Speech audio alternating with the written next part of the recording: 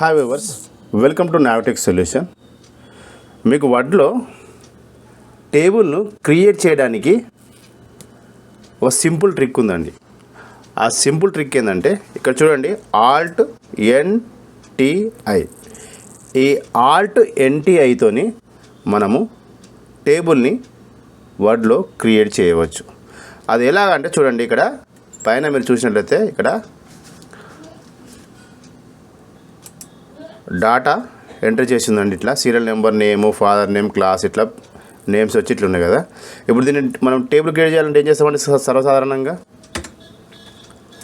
ఇన్సర్ట్లోకి వెళ్తాం, టేబుల్లోకి వెళ్తాం, insert table అంటాం. మనకి ఎన్ని టేబుల్స్ ఇట్లా రోస్ సెలెక్ట్ చేసుకుంటాం, కాలమ్స్ సెలెక్ట్ చేసుకుంటాం.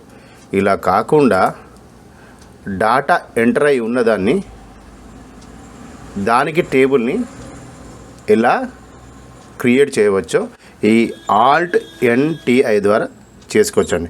ఇక చూడండి, ఈ డాటాను మొత్తం కూడా సెలెక్ట్ చేయండి. చేసి మీరు సింపుల్గా ఏదైతే కీబోర్డ్ మీద ఆల్ట్ బటన్ ఉంటుందో ఆల్ట్ బటన్ ప్రెస్ చేసి ఎన్టీఐ అని కొట్టండి.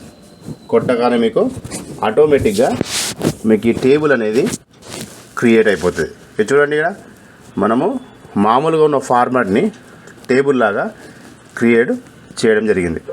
ఈ యొక్క ట్రిక్ కనుక మీకు నచ్చినట్లయితే మీరు కూడా ఒకసారి వర్డ్లో ట్రై చేయండి.